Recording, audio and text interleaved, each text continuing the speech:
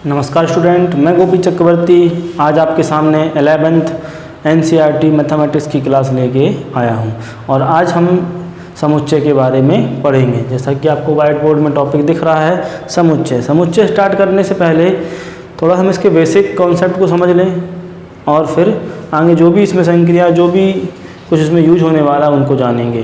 तो समुच्चय स्टार्ट करने से पहले हम पढ़ेंगे संग्रह। क्या पढ़ेंगे? संग्रह। संग्रह दैट इज कलेक्शन।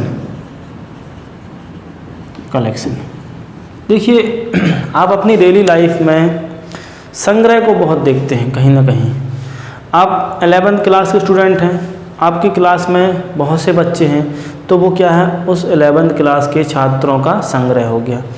आप घर में जाते हैं, घर में आपके परिवार में कुछ सदस्य हैं, तो आपके परिवार के सदस्यों का संग्रह हो गया। आप इलेक्ट्रॉनिक आइटम देखते हैं, मैंने बोला चलो पेन की बात कर लें। आपके पास कुछ पेन हैं, अब पेन में वो नीले पेन हो सकते हैं, रेड पेन हो सकते हैं, अदर कलर्स के पेन भी हो सकते हैं। तो आपके पास उन पेनों का कलेक्शन है। अब वो कौन कौन से पेन है वो अलग चीज़ होगी, लेकिन कलेक्शन तो है। अब इन कलेक्शन से ही मिलके आगे बढ़ के हमें क्या मिलता है? समुच्चय मिलता है। मतलब समुच्चय जो होता है वो कलेक्शन का ही एक हिस्सा होता है। अब उसमें कुछ नियम काम कर जाते हैं। तो और संग्रह की बात करें, हमने बहुत से हम मार्केट गए, हमने देखा बहुत सारे मार्केट में बहुत सारी दुकान हैं। उन दुकानों में बहुत सारे कपड़े हैं, तो उन कपड़ों का कलेक्शन लेडीज़, जेंट्स, बच्चों के लिए हर प्रकार के वहाँ पे कपड़े उपलब्ध हैं। तो वहाँ भी एक कलेक्शन मिल रहा है। मतलब हम कहीं ना कहीं इनडायरेक्टली या जानते भी हैं नहीं भी जानते, हम कलेक्शन हमको बहुत से देखने को मिलते हैं। ठीक, तो हम इस कलेक्शन की बात करते हैं। क्या करेंगे? तो कुल मिला के जैसे मैंने बोला कि ए पेन है, अब इसी प्रकार के मैंने 10 पेन और ले लिए, या एक नीला पेन ले लिया, एक ब्लैक ले लिया और दूसरे अदर कलर के पेन ले लिए और उनको इकट्ठा कर लिया। और वो इकट्ठा करना मतलब संग्रह करना, कलेक्शन करना। आप ये तो जानते हैं, इसमें आपको कोई डाउट नहीं है। डाउट कहाँ पे है? डाउट समुच्चय में है। तो समुच्चय में डाउट नहीं रहेगा। अभी थोड़ा और आप और हम बात कर ले समुच्चय के बारे में, तो आपको समुच्चय में कोई डाउट नहीं रहेगा। समुच्चय में ऐसा कौन सा गुण होता है, ऐसा कौन सा नियम होता है, ऐसा कौन सी प्रॉपर्टी होती है जिसके कारण संग्रह में ऐसी कौन सी प्रॉपर्टी लग जाती है, जिसके कारण वो समुच्चय बन जाता है। तो देखिए, कुछ एग्जाम्पल मैं आपके यहाँ पे रख रहा हूँ। उन एग्जाम्पल की सहायता से आप समझ पाएंगे कि संग्रह और समुच्चय में क्या डिफरेंस, क्यों वो अलग अलग हैं। और समुच्चय संग्रह तो है, लेकिन संग्रह हर एक प्रकार का संग्रह समुच्चय हो जरूरी नहीं है। देखिए, हर एक प्रकार का संग्रह, हर एक प्रकार का कलेक्शन सेट हो ये जरूरी नहीं है। उसके लिए एक प्रॉपर्टी होती है, वो होती है वेल डिफाइंड, सुपरिभाषित। अब सुपरिभाषित शब्द होता क्या है, इसका मतलब क्या है, इससे हम क्या समझें? तो देखिए, यहाँ पे कुछ हम एग्जाम्पल लेते हैं। एग्जाम्पल क्या लेते हैं? एक एग्जाम्पल मैंने लिखा है यहाँ पे, बोला कि भारत के या बॉलीवुड के, मैंने बोला बॉलीवुड के टॉप 5 एक्ट्रेस का नाम बताइए, एक्टर्स के नाम बताइए, अभिनेता जो होते हैं, एक्टर्स जो होते हैं उनके नाम बताइए। मैंने बोला सिंपल सा क्वेश्चन है कि बॉलीवुड के 5 टॉप एक्टर्स के नाम बताइए। तो एक सोनू नाम का बच्चा था, सोनू ने बोला कि सर जी सबसे पहले उसके हिसाब से अमिताभ बच्चन, फिर उसने बोला शाहरुख खान, फिर उसने बोला सलमान खान, फिर उसने बोला आमिर खान, और दिन उसने बोल दिया शाहिद कपूर। उसने कहा कि उसके हिसाब से टॉप 5 एक्टर्स हैं जो सोनू के हिसाब से थे। अब वहीं पे एक लड़का मोनू था, ठीक, उससे भी सर ने कहा, तो उसने कहा नहीं सर रणबीर कपूर, उसने कहा नहीं रणवीर सिंह, उसने कहा नहीं वरुण धवन, उसने फिर बोला कि अमिताभ बच्चन, फिर उसने बोल दिया टाइगर श्रॉफ। इस तरीके से उनने इन 5 का नाम दिया। और भी बच्चे थे, उनने भी अलग अलग आंसर दिए। हाँ, मेरे हिसाब से भी कुछ और टॉप एक्टर्स हो सकते हैं, आपके हिसाब से भी कुछ और टॉप हो सकते हैं। अगला क्वेश्चन मैंने यहाँ पे रखा एग्जाम्पल, एग्जाम्पल क्या रखा कि मैंने बोला 1 से 10 तक की संख्याएं बताइए। 1 से 10 तक की संख्याएं बताइए, सिंपल सा क्वेश्चन था, बताइए। ठीक है, सोनू ने आंसर दिया 1 2 3 10 तक। मोनू ने भी आंसर दिया 1 2 3 10 तक। और जो भी स्टूडेंट्स हैं उस क्लास में सब ने आंसर कुछ इसी प्रकार से दे दिया। तो दोनों एग्जाम्पल में डिफरेंस क्या है? देखिए यहाँ पे क्या है, जब मैंने पूछा कि टॉप 5 एक्ट्रेस है ना, टॉप 5 एक्टर, अब सोनू के हिसाब से A5 थे, मोनू के हिसाब से A5 थे, और भी जो बच्चे थे उनके हिसाब से अलग अलग थे। तो यहाँ पे क्या हो रहा है कि जब मैं सोनू से मोनू पे पहुँचा, क्वेश्चन से मेरा सेम है, क्वेश्चन में कोई बदलाव नहीं है, क्वेश्चन सेम है, लेकिन जब सोनू से पूछा उसके बाद मैंने मोनू से पूछा, अदर स्टूडेंट से पूछा और पूछा, सब में क्या हुआ, हर एक ने अपने अपने टॉप 5 बताए। मतलब यहाँ पे आंसर चेंज हुए हैं, यहाँ पे आंसर चेंज हुए हैं। देखिए बहुत ही इंपॉर्टेंट बात कर रहा हूँ, यहाँ पे आंसर चेंज हुए, यहाँ कुछ और आंसर है, यहाँ कुछ और आंसर है, आगे जो स्टूडेंट्स हैं उनने कुछ और आंसर दिया, और भी अब सब ने अलग अलग करके आंसर दिए। कुछ के मैच किए, कुछ के मैच नहीं किए, कुछ के हिसाब से ये टॉप थे, कुछ ये टॉप बता रहे थे, कुछ अलग टॉप बता रहे थे। तो कहने का मतलब यहाँ पे आंसर चेंज हो रहे हैं। हाँ, ये कलेक्शन है, ये संग्रह है, इन एक्टरों का संग्रह है, बिल्कुल है, क्योंकि इसमें एक या एक से अधिक मेंबर हैं, सदस्य हैं, एलिमेंट्स हैं, है ना, अवयव हैं। तो ये कलेक्शन तो है, लेकिन क्या ये समुच्चय नहीं है? क्यों कि समुच्चय में एक डेफिनेशन होती है। समुच्चय क्या होता है? सुपरिभाषित,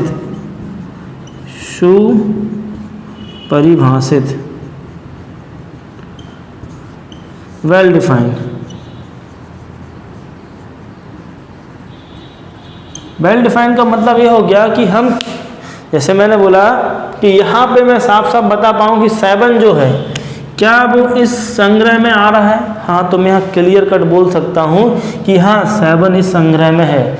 मैंने बोला क्या 12 इस संग्रह में है? तो मैं साफ साफ बता सकता हूँ कि नहीं, 12 इस संग्रह में नहीं है। यहाँ मुझे कोई कन्फ्यूज़न नहीं है, यहाँ मुझे कोई कन्फ्यूजन नहीं है। यहाँ बच्चे कन्फ्यूज हैं।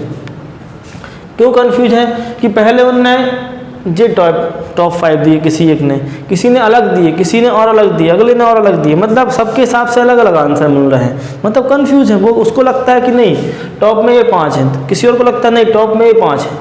तो इस तरीके से तो यहाँ एक बात सिद्ध होती है कि जो कलेक्शन हुआ है वो इन दोनों कलेक्शन तो हैं, लेकिन इसमें थोड़ा एक नियम काम गया, डिफरेंस हो गए कि यहाँ पे कलेक्शन जो है वो चेंज हो रहे हैं। कलेक्शन के जो मेंबर, ये मेंबर कहलाते हैं, ये सदस्य कहलाते हैं। सदस्य क्या हो रहा है? चेंज हो रहा है, लेकिन यहाँ पे सदस्य चेंज नहीं हो रहा है। तो बस सुपरिभाषित का मतलब यही है, वेल डिफाइंड का मतलब यही है कि पर्सन टू पर्सन, व्यक्ति से व्यक्ति आंसर चेंज नहीं होना चाहिए। यदि आंसर चेंज नहीं हो रहा है तो वो कैसा है? वेल डिफाइंड है। और यदि आंसर चेंज हो रहा है तो वो वेल डिफाइंड नहीं है। मतलब संग्रह तो है, कलेक्शन तो है, लेकिन सेट नहीं है, समुच्चय नहीं है। और ये संग्रह के साथ साथ क्या है? संग्रह तो होगा ही होगा, साथ में क्या है? ये सेट है। क्यों? क्योंकि यहाँ पे मैं पूछूं, इन दोनों से पूछूं, किसी और से पूछूं, अगले क्लास के पूछूं, पिछले क्लास के बच्चों से पूछूं, सब से पूछूं, तब भी मेरे को आंसर क्या यही मिलने वाला है। तो मतलब यहाँ person to person answer change नहीं हो रहा है। और जब आंसर चेंज नहीं हुआ सेम वही आंसर है, हम कन्फ्यूजन में भी नहीं है कि हाँ इसमें सदस्य है कि नहीं है, ये मेंबर है कि नहीं है, ये एलिमेंट है कि नहीं है, ये ऑब्जेक्टिव है कि नहीं है, तो हम बता पा रहे हैं क्लियर कट कि हाँ है कि नहीं है। तो इस तरीके से ये होता है मतलब वेल डिफाइंड का। आप समझ गए होंगे, कोई कन्फ्यूजन की स्थिति ना रहे, तभी हम उसको समुच्चय सेट बोल सकते हैं। मैंने बोला भारत की नदियों का समुच्चय, भारत के नदियों का संग्रह क्या एक समुच्चय है? हाँ समुच्चय है। क्यों? भारत की नदी, भाई भारत में जितनी नदी वही तो समुच्चय में आएंगी, थोड़ी ना पाकिस्तान की या अदर जैसे नील अमेजन नदी जो होती है वो उसमें शामिल जाएंगी। नहीं, नील नदी भी उसमें शामिल नहीं होगी, अमेजन भी नहीं होगी। क्यों? क्योंकि वो भारत की नदियाँ नहीं हैं। हाँ, गंगा नदी भारत की, नर्मदा नदी भारत की है, तो ये उस कलेक्शन में शामिल होगी। हम यहाँ पे कंफ्यूज नहीं हैं, हम बता पा रहे हैं कि कौन सी नदी उस संग्रह में है, कौन सी नदी उस संग्रह में नहीं है। इसी प्रकार मैंने बोला भारत के राज्यों का समुच्चय, बिल्कुल राज्य, भारत के राज्य बोल रहे हैं, भारत के राज्यों का समुच्चय। तो भारत के जो राज्य हम बता पा रहे हैं ना कि हाँ छत्तीसगढ़ उस कलेक्शन में है, छत्तीसगढ़ उस कलेक्शन में है, राजस्थान उस कलेक्शन में है, मध्य प्रदेश उस कलेक्शन में है, पंजाब उस कलेक्शन में है, कश्मीर उस कलेक्शन में है, गुजरात उस कलेक्शन में है, ये हम बता पा रहे हैं, कन्फ्यूजन नहीं। क्या कराची उस कलेक्शन में है? नहीं, कराची तो पाकिस्तान का एक राज्य हो गया, है ना। तो कहने का मतलब वहाँ हम बता पा रहे हैं, जहाँ हमें कन्फ्यूजन नहीं है वो हर एक संग्रह समुच्चय होगा। अब मैं आपसे बोल दूँ कि टॉप 5 क्रिकेट में 5 चोटी के बल्लेबाज ना, टॉप 5 बैट्समैन मैं बोल रहा हूँ क्रिकेट में। अब क्रिकेट में मैंने टॉप 5 तो बोल दिए, लेकिन क्या वो समुच्चय है? नहीं। क्यों नहीं है? देखिए, मेरे हिसाब से कुछ और टॉप हो सकते हैं, आपके हिसाब से कुछ और टॉप 5 हो सकते हैं, सेम बात इसी टाइप की, है ना। और किसी और के हिसाब से कुछ और। अब उसमें क्लियर ही नहीं है कि किस हिसाब से बैटिंग में डिफेंसिव बताना है कि अटैकिंग बैट्समैन बोल रहा है, कौन सा बैट्समैन बोल रहा है, ये क्लियर नहीं है। ऊपर से ये बताया भी नहीं गया कि किस देश की बात चल रही है या किस तरीके से। तो वहाँ कलेक्शन क्या है वो सुपरिभाषित नहीं है, वेल डिफाइंड नहीं है। वो कन्फ्यूजन वहाँ हो रहा है कि उस कलेक्शन में सचिन तेंदुलकर भी आ सकता है कि जहीर खान भी आ सकता है, क्योंकि जहीर खान बल्लेबाज है। हाँ है, बॉलर तो है भाई, हर एक बॉलर बल्लेबाज है, बिल्कुल है, क्योंकि बैटिंग तो वो करता है। तो वहाँ हम कन्फ्यूजन की स्थिति में है कि हम उसको उस कलेक्शन में रखें कि नहीं रखें।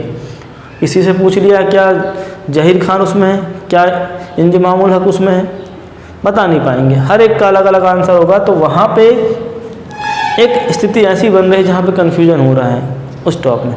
लेकिन मैं बोल दूँ कि विश्व की 5 टॉप टीम या विश्व की क्रिकेट टीम का कलेक्शन, टॉप नहीं बोलूँगा मैंने सिंपल बोला कि विश्व की क्रिकेट टीमों का संग्रह क्या एक समुच्चय है? हाँ है, क्योंकि विश्व में जितनी भी क्रिकेट टीम है सब उस कलेक्शन में आ रही हैं। और जब उस कलेक्शन में आ रही तो हमें कोई कन्फ्यूजन ही नहीं है कि केन्या की टीम उसमें है क्या? हाँ है, क्योंकि वो भी तो विश्व में है, और विश्व में है उसकी क्रिकेट टीम है तो वो उस कलेक्शन में शामिल होगी। यहाँ हमें कोई कन्फ्यूजन नहीं है। लेकिन मैं बोल दूँ कि विश्व की टॉप 5 टीम, देखिए जो टॉप 5 होते हैं वो अपने उन लोगों ने बनाई होती हैं, अलग जो उनके एसोसिएशन होता है वो बनाते हैं। लेकिन मेरे हिसाब से कुछ और हो सकती हैं, आपके हिसाब से कुछ और हो सकती हैं, तो वो समुच्चय नहीं है। लेकिन हाँ, विश्व की क्रिकेट टीमों का कलेक्शन समुच्चय, हाँ समुच्चय है, संग्रह समुच्चय है। तो इस तरीके से आप समझ गए होंगे कि सुपरिभाषित का मतलब क्या है।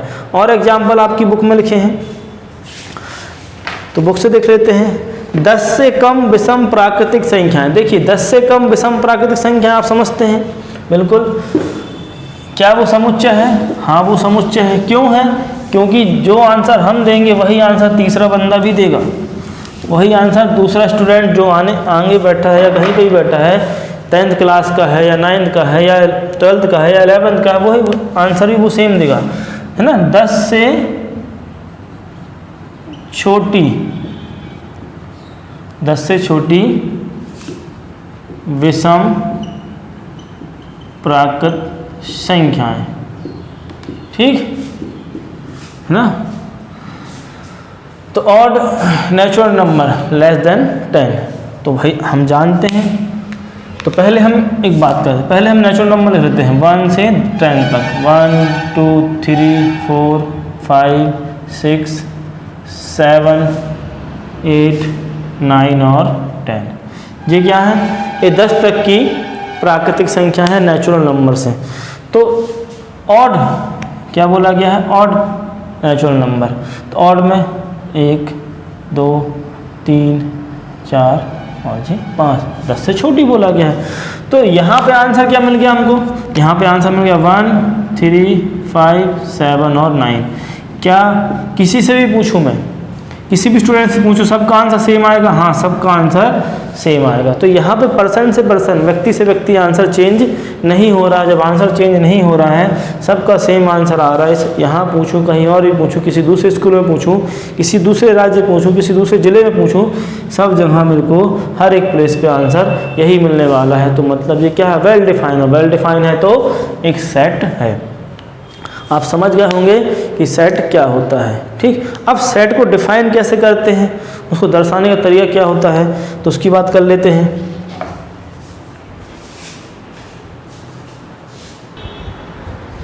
तो सेट की डेफिनेशन क्या बन जाएगी, वस्तुओं का सुपरिभाषित संग्रह समुच्चय कहलाता है।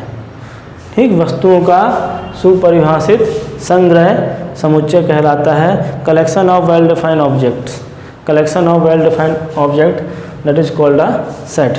इसे हम क्या कहेंगे, सेट कहेंगे। अब सेट को दर्शाने का तरीका क्या होता है, तो इसे अंग्रेजी वर्णमाला के किससे, कैपिटल लेटर है ना, कैपिटल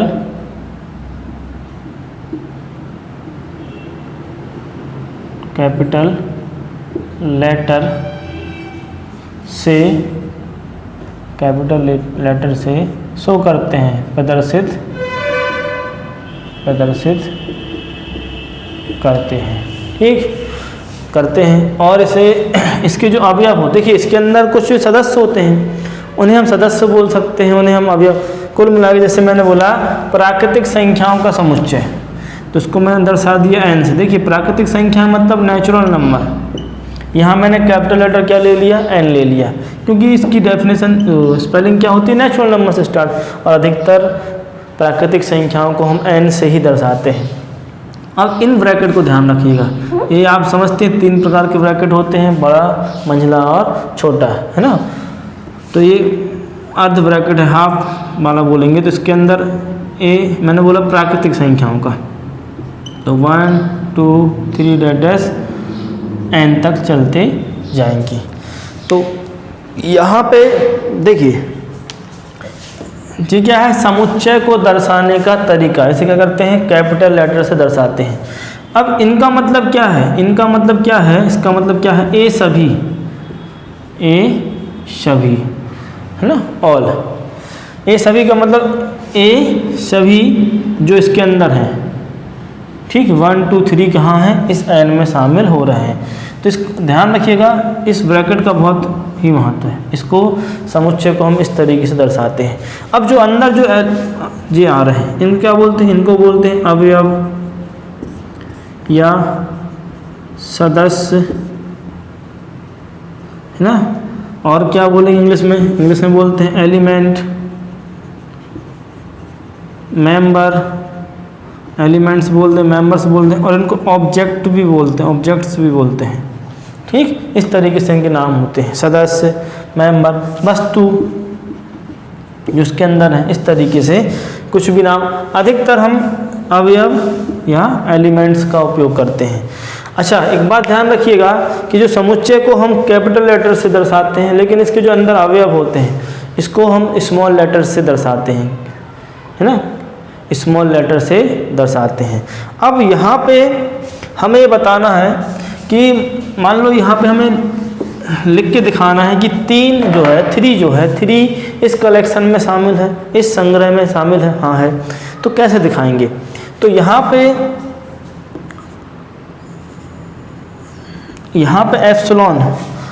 एप्सिलॉन करके एक साइन दिया है, एप्सिलॉन कैसा साइन है, वो इस तरीके का साइन है। इसका मतलब होता है बिलोंग्स टू। क्या मतलब होता है, बिलोंग्स टू मतलब जैसे मैं यहाँ पे लिखूँ 3 एप्सिलॉन n, 3 आपको दिख रहा होगा यहाँ पे 3 एप्सिलॉन n। अब इसका मतलब क्या, इसको पढ़ेंगे कैसे, देखिए इतनी जो हम बोल रहे कि 3 समुच्चय n के अंदर है, 3 समुच्चय सेट n के अंदर बिलोंग है, इतना मैंने बोला। अब इसी को मैं इन मैथमेटिकल लैंग्वेज में क्या लिखूं, केवल इतना लिखूंगा, केवल इतना। इसका मतलब क्या है, 3 belongs to n, 3 belongs to n मतलब 3 n के अंदर है, तो इसका मतलब क्या है, बिलोंग्स टू इसके अंदर है। ये दिखा रहा है कि ये 3 जो है वो इसके अंदर मतलब n समुच्चय के अंदर आ रहा है, इसका मतलब हो गया है, इसके अंदर आ रहा है। लेकिन इसी को मैं बोल दूं यहाँ पे, मान लो मैंने एक कलेक्शन ले लिया 10 तक का, अब मैं यहाँ बोलना चाह रहा हूँ कि 11 क्या इस कलेक्शन में शामिल है, तो आप कहेंगे नहीं सर 11 इस कलेक्शन में शामिल नहीं है। तो उसको कैसे लिखेंगे, तो क्या लिखेंगे, 11 डज नॉट बिलोंग्स टू, मतलब इसमें शामिल नहीं है। पहले बिलोंग्स का चिन्ह बनाया, फिर उसको ऐसा काट दिया, बिलोंग्स का चिन्ह बनाया, फिर ऐसा काट दिया। इसका मतलब क्या है, डज नॉट बिलोंग्स टू, मतलब 11 इस n के अंदर नहीं है। कब, जब मैं यहाँ बोल दिया कि ये 10 तक ही नंबर आ रहे हैं यहाँ पे, है ना। कुल मिला के हम यहाँ पे क्या बोलना चाह रहे हैं कि जब कोई समुच्चय के अंदर एलिमेंट्स होता है तो इस साइन का उपयोग करते हैं बिलोंग्स का, और जब नहीं होता है तो डज नॉट बिलोंग्स टू, मतलब जे इसके अंदर नहीं है, ए इसके अंदर नहीं है, ए इसके अंदर है। आपको ध्यान रखना है, एलिमेंट्स की बात कर रहे हैं, केवल एलिमेंट्स की। एलिमेंट्स को दर्शाने का केवल एक ही हमें सिंबल दिया गया है, सिंबल क्या है वो, एप्सिलॉन। इसका मतलब क्या है, बिलोंग्स टू। ठीक, ये क्या है, एक सिंबल है। तो इसको, ये सिंबल के थ्रू हम बता सकते हैं कि कोई एलिमेंट्स, कोई मेंबर्स उस सेट के अंदर है कि नहीं। अब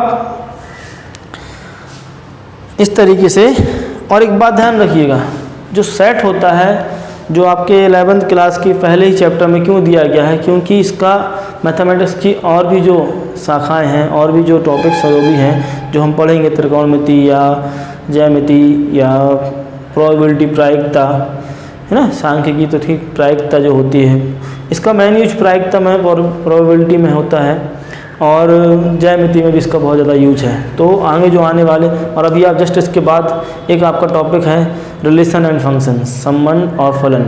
तो अभी यहाँ फोकस मेन फलन के बारे में किया गया है वहाँ पे, या रिलेशन के बारे में किया गया है। 11th की बुक में है, 12th में भी है, लेकिन यहाँ पे थोड़ा सा कुछ अलग है और 12th में थोड़ा सा कुछ अलग है। तो पूरा का पूरा इस समुच्चय सेट का यूज हमें सेकंड चैप्टर में मिलने वाला है, और आगे भी जो प्रोबेबिलिटी हम पढ़ेंगे, प्रायिकता पढ़ेंगे, उस प्रायिकता में भी हमें समुच्चय का यूज है। तो ये बहुत ही इम्पोर्टेंट टॉपिक है हमारे लिए। और अभी आप 10th से देखिए, 10th में आपने बहुत कम मैथ्स पढ़ी है, अब 10th के बाद आप मैथ्स लेके पढ़ रहे हैं, तो मान के चलिए आपको यहाँ पे बहुत ज़्यादा एफर्ट लगाना है, लेकिन एफर्ट ऐसी लगाना है कि जो सही भी हो, कि बस रट के या कुछ क्वेश्चन करके हम अपने आप को अच्छा समझ लें और अच्छे नंबर लेके जाएं, तो ये बेस्ट नहीं है। क्योंकि मैथमेटिक्स लेने का मतलब ये है कि उसको डीप में ज्ञान लेना है हमें, है ना। कुछ बुक में बहुत से टॉपिक दिए हैं, अब आपको कुछ टीचर्स या कोई भी आपके बड़े भाई बहन बोल दें कि नहीं ये इम्पॉर्टेंट नहीं है, या ये चैप्टर इम्पॉर्टेंट नहीं है, सेकंड वाला चैप्टर इम्पॉर्टेंट नहीं है, तो जब इम्पॉर्टेंट नहीं होता तो ये इस टॉपिक, इस बुक में क्यों होता। यदि हमारे लिए ये ज़रूरी नहीं होता तो पहले ही टॉपिक में क्यों होता। कृपया इस बात को ज़रा ध्यान रखिएगा, ठीक है। केवल पास होना, अच्छे नंबर से पास होना, इतना बस अपना मोटिव नहीं बनाइएगा। आपको नॉलेज लेना है, आपको मैथ्स की जड़ तक जाना है, तभी आप मैथ्स को समझ पाएंगे और आप अच्छे नंबर तो लाएंगे। अच्छे नंबर लाना कोई बड़ी बात नहीं है। आपके सामने हम या और दूसरे टीचर भी 100 या 150 क्वेश्चन रख देंगे निकाल के, और वहीं से क्वेश्चन पेपर में क्वेश्चन आ जाएं, तो आप मान के चलिए उस 150 क्वेश्चन करने के बाद आप अच्छे नंबर ले आएंगे, 90+ ले आएंगे। लेकिन आप खुद बताइए, क्या आपको उन 150 क्वेश्चन के 150 क्वेश्चन के अलावा कुछ और नॉलेज है क्या मैथ्स में? कुछ और नॉलेज नहीं है। और आप कहेंगे मेरे नंबर अच्छे आ गए हैं। तो कहने का मतलब इतना है कि मैथ्स को इंटरेस्ट लेके पढ़िए, शौक़ से पढ़िए, मज़ा लेके पढ़िए बिल्कुल, और डीप में पढ़िए, उसको जानने की कोशिश कीजिए कि ऐसा ही क्यों है ना, इस तरीके से पढ़िए। ऐसा नहीं बोर होके नहीं पढ़ना है कि अभी अपन 11th में हमने कहाँ से ले लिया, इस तरह से नहीं। तो बहुत ही मैं आपकी बहुत हेल्प करूँगा, जितना हो सके उतना करूँगा, और प्रयास करूँगा कि आपके यहाँ पे ट्राई करूँगा कि आपके यहाँ पे कोई भी डाउट ना हो। और आपको कुछ भी इस क्लास लेने के बाद आपको कुछ भी डाउट लगता है यहाँ पे इस क्लास संबंधित, तो आप कमेंट बॉक्स में दे सकते हैं, ठीक। तो एप्सिलॉन का मतलब क्या हो गया? बिलोंग्स टू का मतलब क्या है? किसी भी अवयव को, किसी भी एलिमेंट को उस सेट के अंदर बताने के लिए हमें इस सिंबल का, इस प्रतीक का यूज करना पड़ता है। और मान लो वो एलिमेंट उस सेट में नहीं है, तो इसमें हम क्या कर देते हैं, इसमें हम कर देते हैं डज नॉट, दैट इज इसको इसको हम काट देते हैं, इसका मतलब क्या है, वो एलिमेंट इसके अंदर या इस सेट के अंदर, इस समुच्चय के अंदर नहीं है। आगे बढ़ते हैं।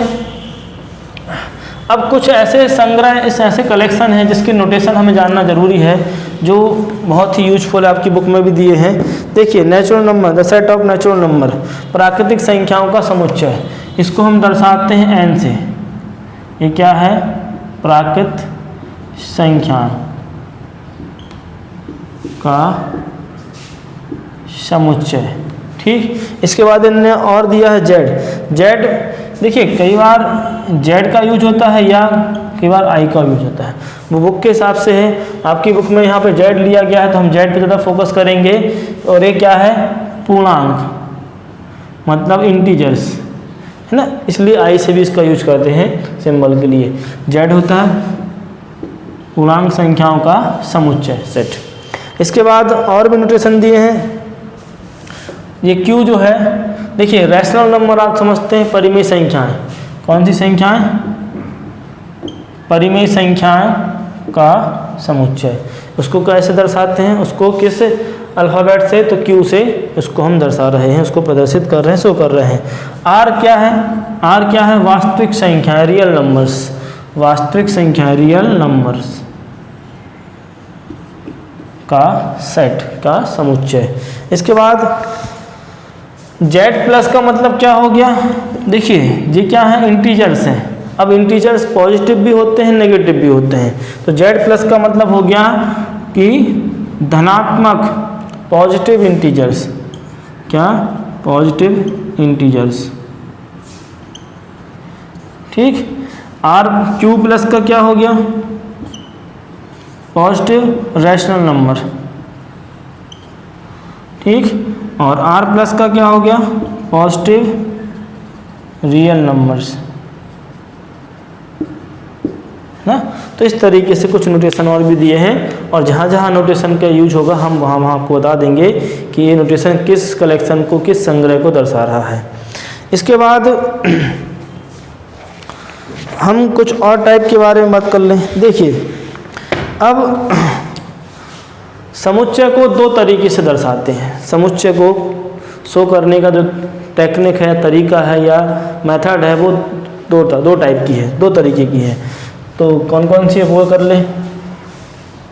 ये जो क्लास रहेगी बेसिक क्लास रहेगी, कॉन्सेप्ट क्लियर करने की क्लास रहेगी। इसके बाद हम एक, हाँ हो सकता है अभी हम एक्सरसाइज के कुछ क्वेश्चन कर लें, एक्सरसाइज के कुछ क्वेश्चन भी कर लें। तो समुच्चय को डिफाइन करने का दो तरीका होता है, एक होता है रोस्टर फॉर्म और एक होता है टेबुलर फॉर्म।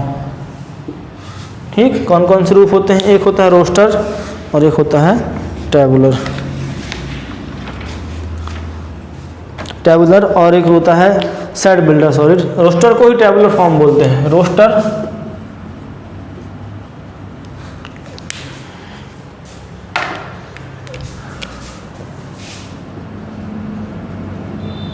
रोस्टर या सारणीबद्ध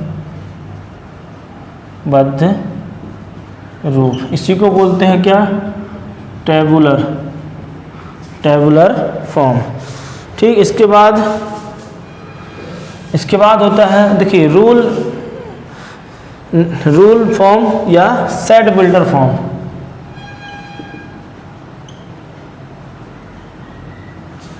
और ये कौन सा, टेबुलर फॉर्म। इसको बोलते हैं समुच्चय निर्माण रूप, समुच्चय निर्माण रूप। दोनों ही इम्पोर्टेंट है हमारे लिए, दोनों ही इम्पोर्टेंट है। देखिए, एक होता है रोस्टर या टेबुलर फॉर्म, ठीक, और इसी को क्या बोलते हैं हम हिंदी में, सारणीबद्ध रूप।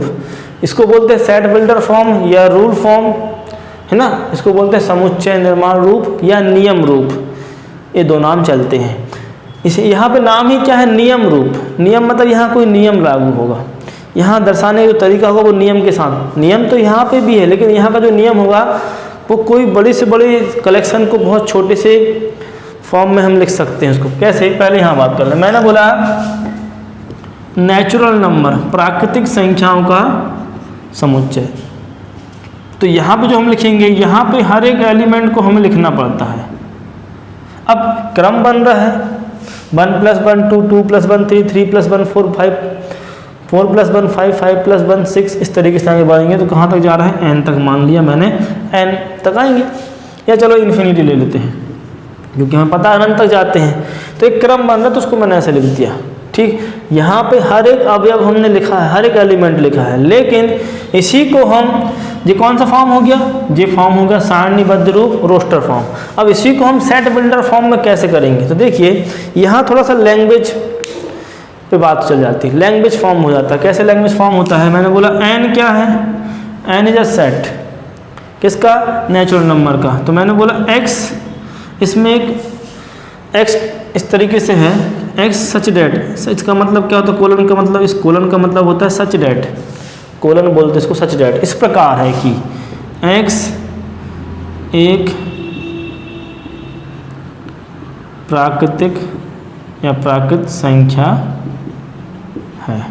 अब देखिए क्या दोनों एक ही बात कह रहे हैं, हाँ दोनों एक ही बात कह रहे हैं। क्यों कि मैंने बोला x का मान लो मैंने क्या ले लिया 1, तो 1 भी प्राकृतिक संख्या, 2 लिया तो भी प्राकृतिक, 3 4 5 ऐसे आगे बढ़ते जाएंगे। तो इसी को हमने कुछ इस रूप में लिख दिया। तो इस रूप को हम बोलते हैं सारणीबद्ध रूप या रोस्टर या टेबुलर फॉर्म, और इसको बोलते हैं सेट बिल्डर फॉर्म या समुच्चय निर्माण रूप। एक क्वेश्चन क्या बनता है, आपको कुछ इस फॉर्म में दिए रहेंगे, बोलेंगे चेंज कीजिए सारणीबद्ध रूप, समुच्चय निर्माण रूप में, है ना। रोस्टर फॉर्म में दिए रहेंगे, बोलेंगे सेट बिल्डर फॉर्म में कन्वर्ट कीजिए, या सेट बिल्डर फॉर्म में या समुच्चय निर्माण रूप में दिए रहेंगे, बोलेंगे कि सारणीबद्ध रूप में कन्वर्ट कीजिए। एक क्वेश्चन पक्का ऐसा बन जाता है। अब तो आप समझ गए होंगे कि सारणीबद्ध रूप क्या है और समुच्चय निर्माण रूप क्या है, सेट बिल्डर फॉर्म और रोस्टर फॉर्म क्या है, दोनों में क्या अंतर है। यहाँ पे हम हर एक एलिमेंट को लिखने का प्रयास करते हैं और लिखते हैं, और यहाँ पे हम केवल एक ऐसा नोटेशन ले लेते हैं जो ये दर्शाता है कि हाँ वो पूरा का पूरा जो कलेक्शन के एलिमेंट्स हैं वो इसके अंदर है। ठीक, इसका मतलब क्या है, ऑल ऑफ दीज ना, ये सभी x कहाँ के हैं, प्राकृतिक संख्याओं से लिए गए हैं। इसका मतलब क्या, ए सभी, है ना, दीज ए सभी, इस कोलन का मतलब क्या होगा, ए सभी। इसका जो अपन ने ब्रैकेट लिया इसका मतलब हो गया। तो ध्यान रखिएगा ब्रैकेट तो दोनों में सेम रहते हैं। यहाँ हम एक ऐसा वेरिएबल ले लेते हैं, एक ऐसा अचर ले लेते हैं जिसका मतलब क्या होता है, ऐसा चर ले लेते हैं, वेरिएबल ले लेते हैं जिसको जो यहाँ पे शो करता है उसके बारे में यहाँ बताते हैं हम उसके बारे में कि जी है क्या एक्चुअल में। तो एक्चुअल में क्या है जी, x क्या है, प्राकृतिक संख्या, it is a natural number है। अब नेचुरल नंबर हम जानते हैं 1 to इन्फिनिटी होता है, तो यहाँ 1 भी हो सकता है, 2 भी हो सकता है, 3 भी, है ना। इस तरीके से आगे बढ़ते जाएंगे। तो इस तरह से 1 भी है, 2 भी है, तो इसी को हमने कुछ इस वाले फॉर्म में लिख दिया। अब यहाँ एक और बात बताना चाहूँगा कि देखिए जैसे मैंने बोला एक शब्द ले लिया मैंने, वेलकम। आप जानते हैं वेलकम की स्पेलिंग जे होती है BEWELLCOME, बिल्कुल ये वेलकम की स्पेलिंग है। अब बोला गया है कि इस वेलकम की स्पेलिंग में जो अल्फ़ाबेट यूज हुए हैं उस अल्फ़ाबेट का कलेक्शन उसको समुच्चय में लिखिए, इसमें समुच्चय रूप में लिखिए। तो मैंने बोला चलो ठीक है, इसको मैंने बोल दिया ये क्या है, समुच्चय ए है, एक समुच्चय ए बोल दिया मैंने, स्मॉल लेटर सभी हैं। अब यहाँ पे जो अपन ने लेटर यूज किए हैं उनको अपन अंदर लिख रहे हैं, मतलब वो स्मॉल लेटर होंगे क्योंकि एलिमेंट्स हमेशा हम मेंबर्स हमेशा हम स्मॉल लेटर में होते हैं। तो देखिए पहला लेटर क्या आया, डब्लू लेंगे, बिल्कुल लेंगे, कोई दिक्कत नहीं। इसके बाद क्या आया, ई लेंगे।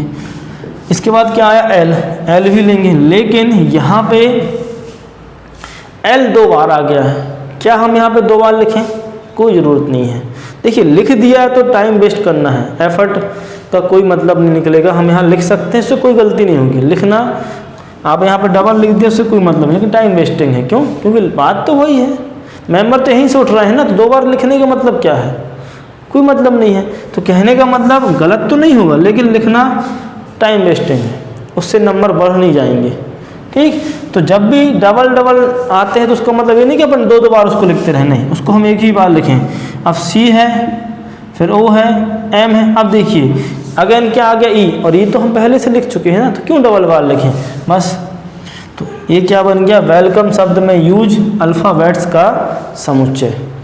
इस वेलकम शब्द में इतने अल्फ़ाबेट्स यूज हो रहे हैं और इस समुच्चय से हमने एक शब्द वेलकम बना लिया है। और भी शब्द बन सकते हैं, वो अलग है, लेकिन अभी तो हमको वेलकम की बात चल रही थी। ऐसे स्कूल में भी होता है, स्कूल में SCHOOL, तो यहाँ जब बनाएंगे तो क्या आएगा समुच्चय भाई, SCHO और L।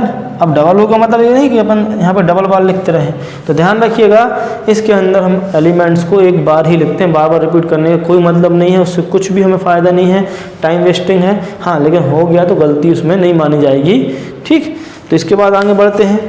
अब कुछ कलेक्शन आपके, हम सीधे बुक पे आते हैं और बुक में कुछ संग्रह दिए गए हैं, कुछ कलेक्शन दिए गए हैं। बोला गया है कि जो समुच्चय है कि नहीं है, सेट है कि नहीं है। तो देखते हैं, पहला क्वेश्चन देखते हैं। देखिए पहले क्वेश्चन में क्या लिखा गया है, एक्सरसाइज 1.1,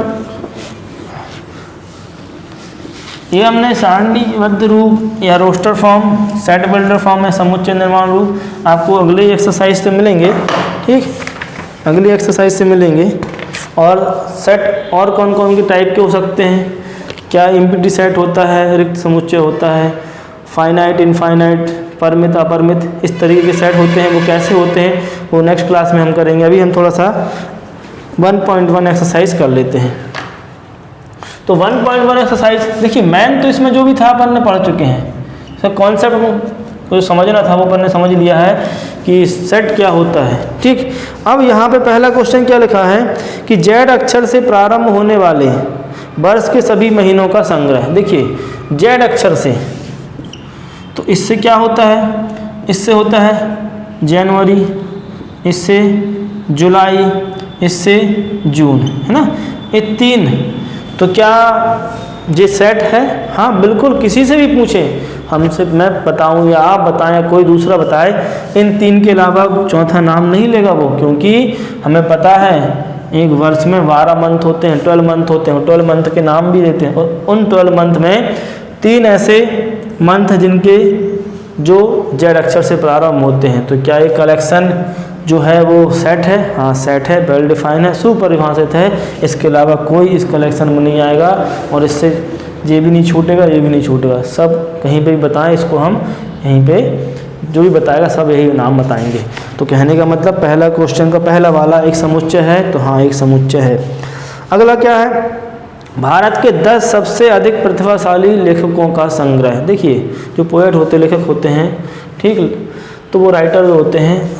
अब देखिए भारत के सबसे ज़्यादा प्रतिभाशाली, अब देखिए मैं किन्हीं और के नाम ले सकता हूँ, मैं कोई 10 ने बोला है कि 10 सबसे, है ना, 10।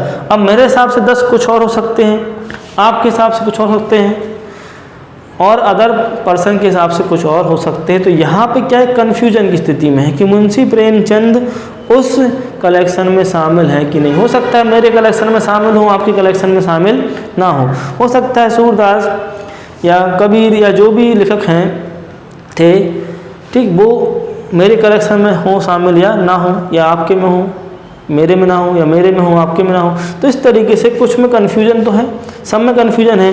तो कहने का मतलब कन्फ्यूजन है तो सुपरिभाषित नहीं है। मैंने बोला था क्लियर कट बात होनी चाहिए, हम बता पाएँ या कोई भी बता पाए, किसी से भी पूछे कि हाँ, वो साफ साफ बोल पाए कि हाँ ये बंदा उस कलेक्शन में है कि नहीं है। तो कहने का मतलब सेकंड वाला है जो क्वेश्चन है वो भारत के 10 सबसे अधिक प्रतिभाशाली लेखकों का संग्रह।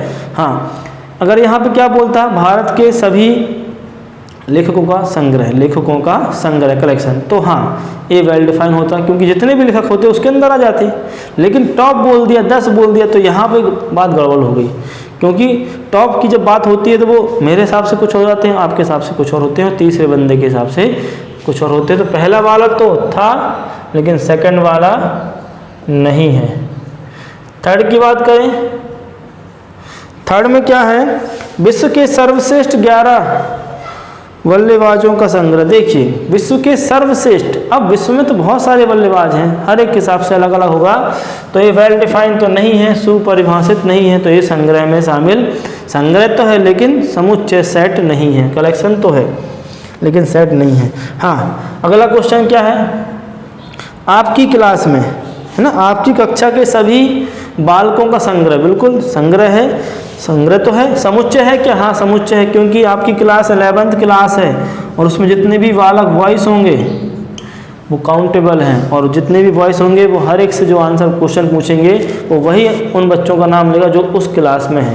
तो कहने का मतलब वेल डिफाइन है, वेल डिफाइन है तो वो समुच्चय सेट हैं, क्योंकि उसमें वही बच्चे हैं जो 11th क्लास में एडमिशन लिए हुए हैं। अब वॉइस की बात चले तो वॉइस जितने भी होंगे वो 11th क्लास के होंगे, मैं भी और जितना भी स्कूल वाले जो भी टीचर्स होंगे वो सब बता पाएंगे कि हाँ ये बच्चा 11th क्लास का है कि नहीं है, उसमें कोई कन्फ्यूजन नहीं होगा। अगला जो है क्या बोला गया है, 100 से कम सभी प्राकृतिक संख्याओं का संग्रह। हाँ बिल्कुल 100 से कम, 1 से लेके 99 बिल्कुल आ रही, जिससे भी पूछो वो यही आंसर बताएगा। तो ये क्या है, वेल डिफाइंड है, सुपरिभाषित है।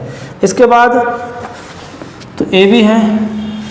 इसके बाद छठवां 6 देखते हैं, लेखक प्रेमचंद द्वारा लिखित उपन्यासों का संग्रह। अब कंफ्यूज नहीं होना, देखिए उपन्यास बोला है, टॉप 5 उपन्यास नहीं बोल दिया गया है, पहला उपन्यास नहीं बोला गया है ना, टॉप 5 नहीं बोला, टॉप 10 नहीं बोला है, यहाँ बोला है उनसे जो मुंशी प्रेमचंद जो थे उनने जितने भी उपन्यास लिखे हैं वो बताने हमको। तो बिल्कुल ये वेल डिफाइन है, ये सुपरिभाषित है, ये जितने भी उनके उपन्यास हैं वो उस संग्रह में, उस कलेक्शन में शामिल होंगे, और जब उस कलेक्शन में शामिल होंगे और हम बता पाएंगे कि हाँ, यदि हमको ज्ञान है मुंशी प्रेमचंद के उपन्यास के बारे में तो हम बता पाएंगे कि हाँ ये उनका लिखा हुआ उपन्यास है और ये इस कलेक्शन में है, तो वो क्या है, वेल डिफाइंड, मतलब ये समुच्चय है। यहाँ ऐसा नहीं बोला गया कि टॉप 10 बताइए।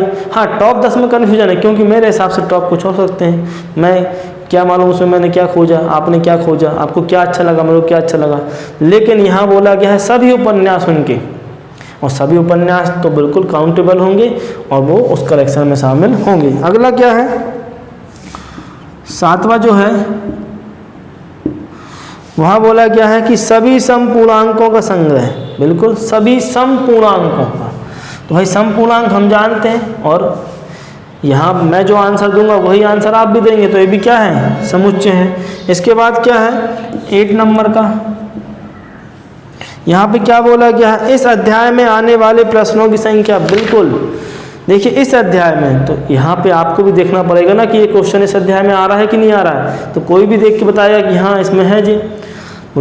यदि मैंने 2.1 का बोल दिया तो बिल्कुल मना कर देंगे कि हाँ इस संग्रह में इस समुच्चय सेट वाले चैप्टर का क्वेश्चन नहीं है, तो बता पाएंगे हम, तो बता पाएंगे, कोई कन्फ्यूजन नहीं है, तो ये समुच्चय है।